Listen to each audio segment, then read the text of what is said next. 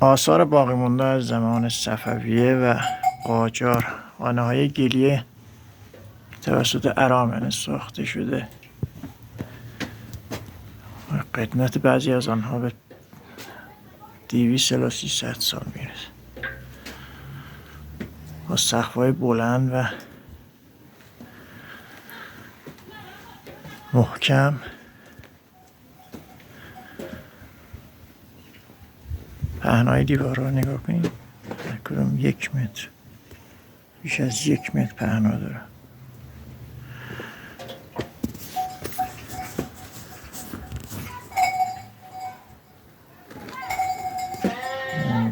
معماری از زمزم بازسازی شده توسط صاحب خانه.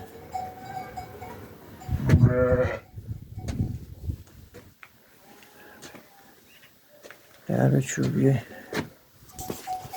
توسط خود ارامنه ساخته شده، نصب کردیده.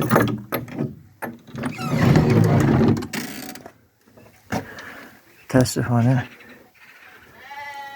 سقف خانه بر بارندگی شدید ریزش کرده، داره از بین میره. این سقف همش چوبی.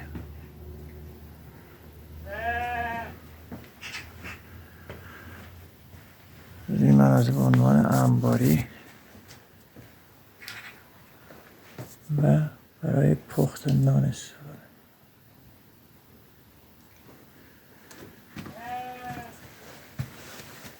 این هم سیله های گندم و آرد که از همان زمان باقی مانده، که هر کدوم برای خود جداگانه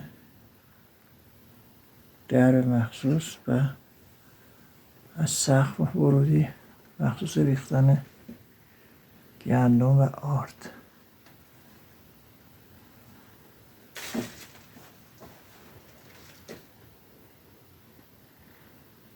این ظروف هم ظروف قدیمی.